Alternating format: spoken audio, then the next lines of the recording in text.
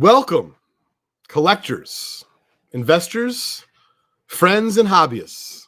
This is Trading Card Therapy, episode number 18. Thank you for joining us. I'm the doctor, your host, Leighton Sheldon. So today, I am very proud to share a collection that I have exhibited an incredible amount of patience. Cue the music, we will in the podcast. In regards to a collection that ranges from the 1930s to the 1950s, headlined by some very impressive Goudeys from the 1930s, but would you believe it, yet another collection of untouched, fresh cards from the 1930s time period. Led by, we're probably going to call it this because of what I'm about to show you, the Once Bitten collection. What I'm showing you right now, and I'm going to show off to our friends on Instagram as well, is a gorgeous 1933 Goudey Babe Ruth, the red version, number 149. Great color, nice corners, at least 3 of the 4. However, you can tell why I'm calling it Once Bitten. Whether it be a mouse or some sort of, tear happened, I don't really know. But someone was hungry at some point, and the corner is missing on this Goudey Ruth. That was the first image I saw when I started to investigate this collection from somewhere inside of the United States. And the reason why I'm not being so specific yet is because we hope to get the balance of the Goudeys and the rest of the collection. We were sent approximately 10 cards or so, which we're going to talk about in the next few minutes. So when you get an image like that and someone tells you they have some cards that have been in their family for a while, you get excited. And even though I can see that the Ruth is missing the corner, and it was very obvious from the images, my heart fluttered a little bit and raced, because if you take a little bit closer of a look here, friends in IG, you can see that although it's missing the corner, really does have amazing eye appeal otherwise. And before I tell you the rest of the story, I wanted to give our community a chance to reach out to me, whether it be through DM, all of our different social media accounts across IG, Facebook, and Twitter, or email me personally, Leighton@justcollect.com, about a question you'd like to see me cover on a future episode of Trading Card Therapy. So as I started to go through the rest of the images, I get a lot more excited because there's precisely 2 more Babe Ruths. There's a Lou Gehrig, and everything is ungraded. Afternoon, Tom. What's up, Harry? Thanks for joining us, everybody. So before I show you the next 2 Ruths and the Lou Gehrig, I want you to understand that if you're not buying ungraded cards like this regularly, it may seem very easy and straightforward, but you understand that, if a card grades a 3 or a 4 or a 5 or a 3.5 or a 4.5 on a 1933 Goudey Ruth or Gehrig, that's a big difference financially in terms of value. So this particular lead was referred to my company, justcollect.com, but not through our website. This is more of a personal referral. This is a friend of mine who referred this individual, who I didn't realize was representing his family at the time, telling me about this collection. And you've been told before about, I've had these Ruths or I had Lou Gehrig cards, and oftentimes they're either reprints or they've been sold, and the family just has the scraps or the remnants left of the collection. So in this particular case, I was very surprised to know that even though that Ruth is worth several $1,000s in that grade, that was really just the tip of the iceberg. However, I've exhibited an incredible amount of patience with this collection, because when we were first presented it, we decided to make sure the value was accurately figured out. And the only way to do that was, because there was such a big swing and the Ruth Goudeys are still hot, we decided with the individual's family that we were going to grade the best cards with PSA before we would make any offer.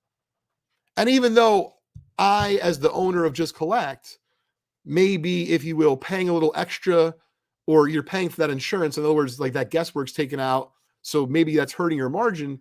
To me, at the end of the day, I just want to buy quality collections and quality cards at a fair price. And so I figured that if it was my heirloom, and you're talking about a Ruth that could be worth 10,000 or 20,000, whatever the case is, depending on the grade, that at least let me throw that out there. And if they decide they want to sell it as is, and I've had plenty of folks who decide, you know what, we don't want to mess around, we're just going to sell it as is, we're okay with that too.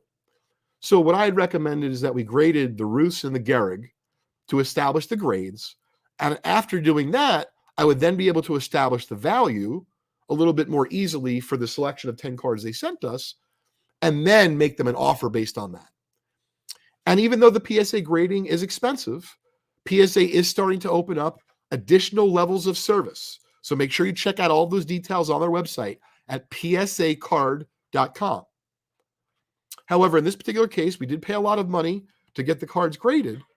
And my agreement with this particular family was that if we ended up getting the cards graded and we worked out a deal to buy the collection, we were going to absorb and pay for the cost to grade the cards at PSA. However, for some reason or another, if they didn't like the price, if Uncle Billy decided that he can't live without them, whatever the case is, we would send them back, and all they'd be responsible for is the exact cost of grading. And I wanted them to make sure that they understood they were in good hands. And so this process, although sounds very simple, took a lot longer than I would have liked. And when I say would have liked, because I'm a card nerd at heart, folks. And so understand, when you have these cards I'm about to show you sitting on your shelf, and all you really are at that point is like a custodian of them, and you don't own them yet, and you may even have to return them at some point, it's almost like a form of torture. So that's why I haven't been that vocal about the collection until we figured out one with the other what we would do. Let me show you the next card from the collection.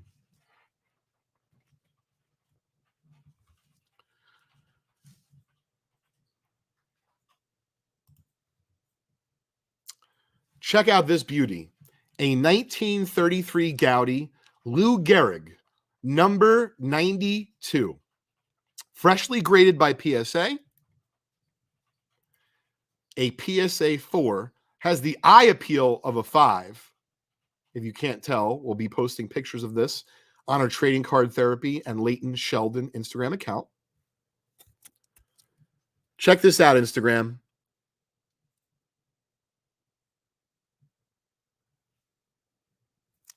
Gorgeous example of a 33 Goudey Lou Gehrig.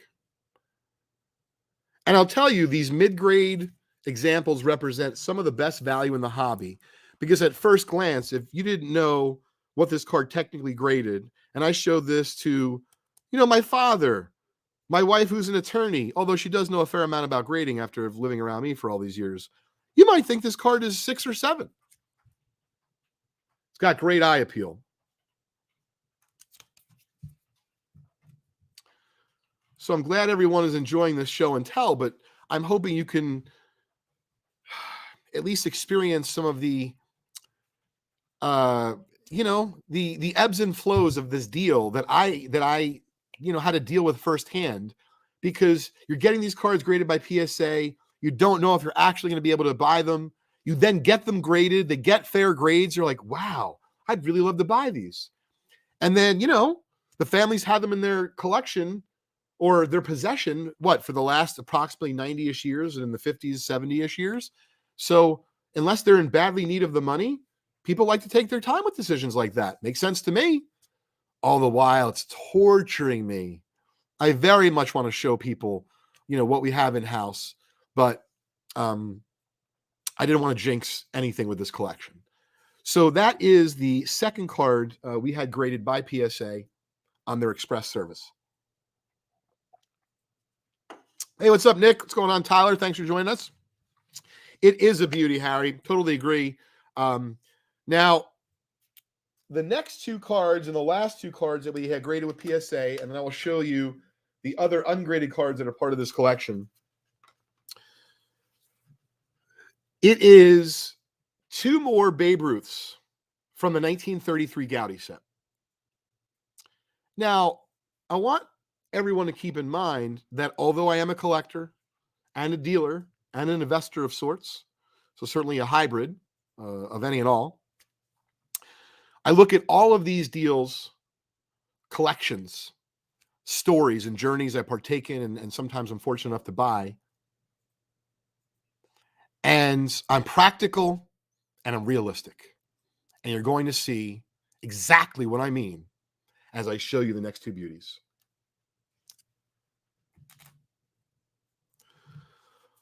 All the way from the Bronx, New York, now batting, number 181 from the 1933 Gowdy set, George Herman Ruth. Is that not one of the nicest 2.5s you've ever seen this side of the Mississippi? Now, I'll point out to you, it's got a little crease right here, wrinkle. IG, if you could check it out.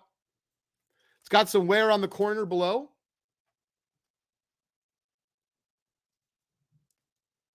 And although this is not the best card from the collection, and it is not the best Ruth, because it is practical and realistic for me to own this card, this is my new baby.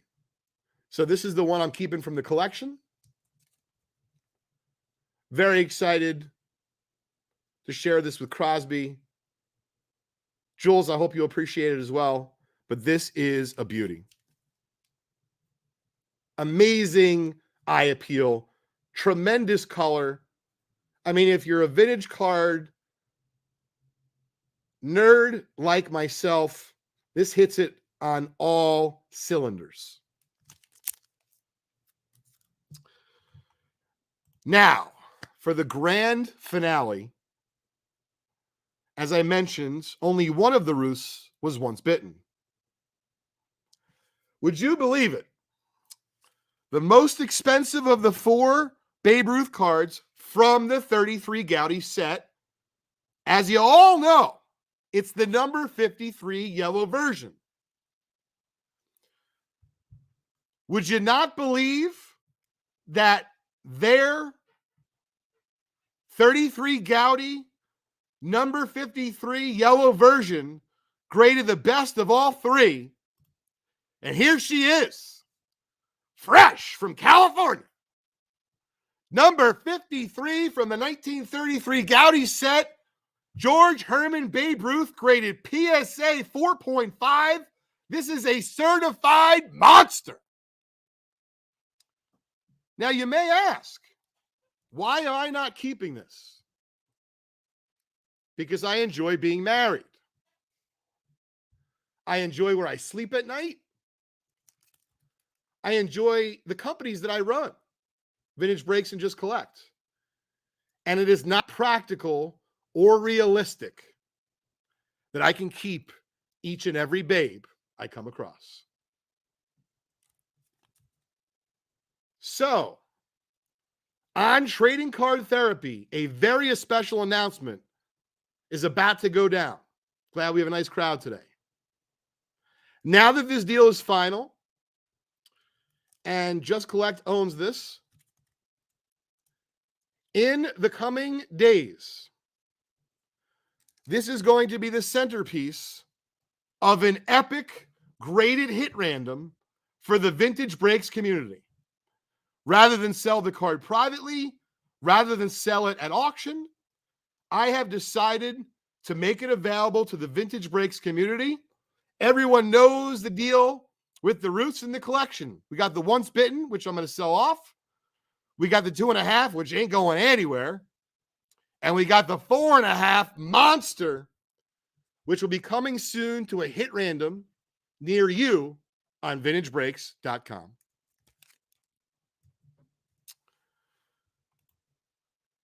Now, I'm going to show you even though they're ungraded, I have 4 more cards from the collection.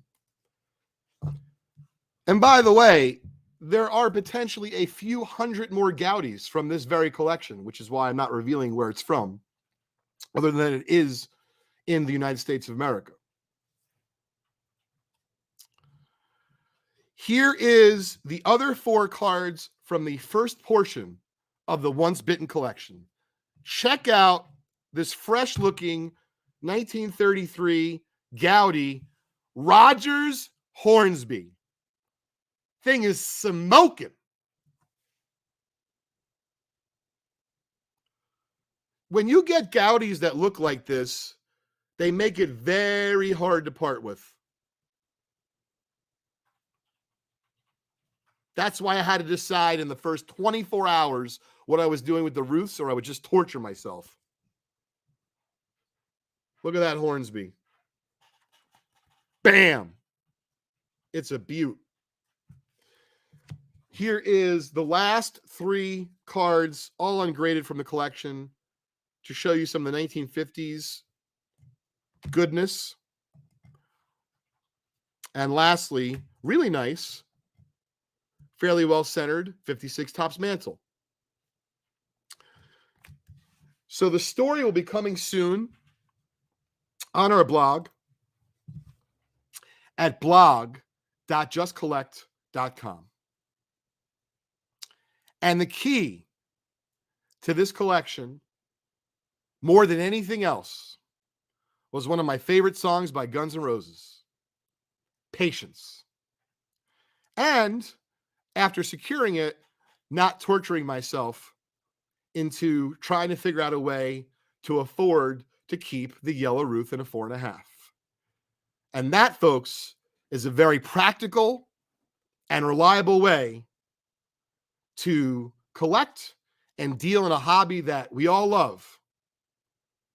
And this is a great way to end Trading Card Therapy, episode number 18.